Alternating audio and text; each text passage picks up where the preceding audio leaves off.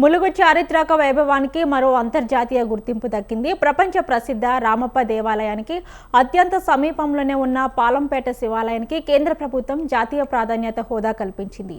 ఈ ప్రాచీన ఆలయాన్ని జాతీయ వారసత్వ సంపదగా గుర్తిస్తూ కేంద్ర సాంస్కృతిక శాఖ కీలక నిర్ణయం తీసుకుంది. దశాబ్దాల చరిత్ర కలిగిన ఈ కట్టడం ఇప్పటి వరకు సరైన నిధులు పర్యవేక్షణ లేక వెలుగులోకి రాలేకపోయిందని, అయితే కేంద్రం తాజాగా తీసుకున్న నిర్ణయంతో ఈ ఆలయ రూపురేఖలు పూర్తిగా మారిపోనున్నాయి.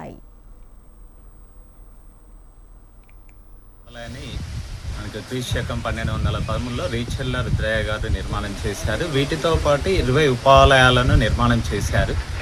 అందులో గుల్లాలగుడి, శివతారకేశ్వర ఆలయాలను గత మార్చిలో భారత పురావస్తు శాఖ వారు తమ ఆధీనంలోకి తీసుకోవడానికి గెజెట్ నోటిఫికేషన్ విడుదల చేశారు. అందులో ఏంటంటే మనకి ఇవి వాళ్ళ ఆధీనంలోకి తీసుకోవడానికి ఎలాంటి అభ్యంతరాలు ఉన్నాయని తెలుపాలనేది ఆ నోటిఫికేషన్లో విడుదల చేశారు.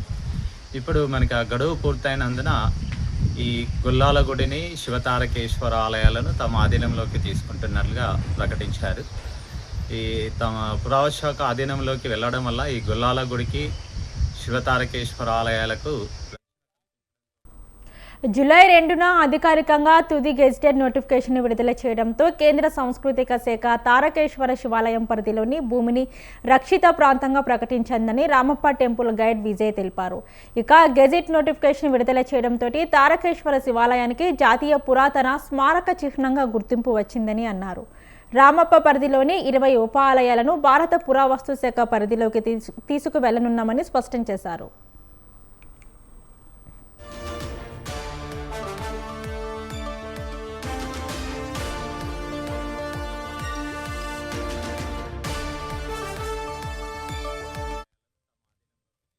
మ్యాన్మెంట్స్ అథారిటీ ప్రత్యేక పర్యవేక్షణలోని ఈ ఆలయ రక్షణ చర్యలు కొనసాగుతున్నాయి. ఆలయ నిర్మాణ శైలి దెబ్బతినకుండా పురాతన కట్టడాల పరిరక్షణ చట్టాల ప్రకారం ఇక్కడ అభివృద్ధి పనులు జరుగుతున్నాయి. రామప్ప దేవాలయాన్ని సందర్శించే పర్యాటకులు, భక్తులకు ఈ పాలంపేట శివాలయం కూడా ఒక అద్భుతమైన ఆధ్యాత్మిక, చారిత్రకంగా కేంద్రంగా మారబోతుంది. ఈ ప్రాంతంలోని పర్యాటక రంగం మరింత వృద్ధి చెంది స్థానికులకు ఉపాధి అవకాశాలు మెరుగుపడతాయని ఈ ప్రాంత ప్రజలు హర్షం వ్యక్తం చేస్తున్నారు.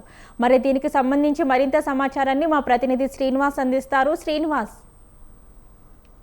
రైట్, ఏదైతే యునెస్కో గుర్తింపు పొందిన రామప్ప దేవాలయానికి పరిసర ప్రాంతంలో ఉన్న ఉపాలయాల్లో ఒక ప్రాచీన తారకేశ్వర శివాలయానికి భారత పురావస్తు శాఖ ఆధీనంలోకి వెళ్లిపోవడంతో జూలై 2న అధికారికంగా తుది గెజిటెడ్ నోటిఫికేషన్ విడుదల చేసిన పరిస్థితి ఉంది. కేంద్ర సాంస్కృతిక శాఖ తారకేశ్వర శివాలయం పరిధిలోని భూమి నిరీక్షిత ప్రాంతంగా ప్రకటించిందని రామప్ప టెంపుల్ గైడ్ విజయ్ తెలిపారు. ఈ సందర్భంగా గైడ్ విజయ్ మాట్లాడుతూ 2026 ఫిబ్రవరి నెలలో ప్రజల వద్ద నుండి అభ్యంతరాలు ఏది కూడా రాకపోవడం, స్వీకరణ ప్రాథమిక నోటిఫికేషన్ విడుదల చేసి ప్రజల వద్ద నుండి అభ్యంతరాలు ప్రతిపాదన రాలేదని స్పష్టం చేసుకొని అధికారికంగా తుది గెజిట్ నోటిఫికేషన్ విడుదల చేయడంతో తారకేశ్వర శివాలయానికి జాతీయ పురాతన స్మారక చిహ్నంగా గుర్తింపు వచ్చిందని అన్నారు.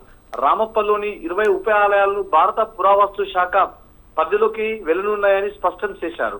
అదే విధంగా రామప్ప యునెస్కో అంటే పాలంపేటలోని చారిత్రక శివాలయానికి జాతీయ పురాతన స్మారక చిహ్నంగా గుర్తింపు వచ్చిందని చెప్పుకోవచ్చు. భారత పురావస్తు శాఖ ఆధీనంలోకి వెళ్లిన చారిత్రక శివాలయం గెజిట్ నోటిఫికేషన్ అయితే జారీ 1958 నాటి పురాతన కట్టడాలు, పురావస్తు ప్రదేశాల చట్టం ప్రకారం శివాలయం పరిధిని జాతీయ సంపదగా గుర్తించవచ్చని ఆయన చెప్పడం జరిగింది. ప్రాచీన శివాలయంలోకి జాతీయ హోదా కల్పించేందుకు ముందస్తుగానే కసరత్తు చేసిందని కేంద్ర ప్రభుత్వం చేసిందని చెప్పుకోవచ్చు. 2026 ఫిబ్రవరి 16న ప్రాథమిక నోటిఫికేషన్ జారీ చేస్తూ 2 నెలల గడువులో ప్రజల నుండి అభ్యంతరాలు స్వీకరించింది.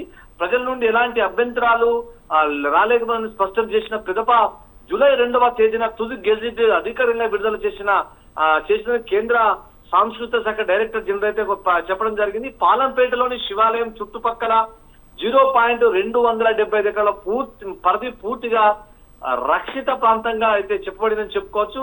ఇదే విధంగా యునెస్కో గుర్తింపు పొందిన రామప్ప ఆలయానికి ఆ సందర్శకుల తాకిడి కూడా నిత్యం పెరుగుతూ ఉంది. దాన్ని ఇంకా డెవలప్ చేయాలని భక్తులు గానీ ఆ ప్రాంత ప్రజలు కూడా కోరుకుంటున్నారు. Bhavani, thank you Srinivas.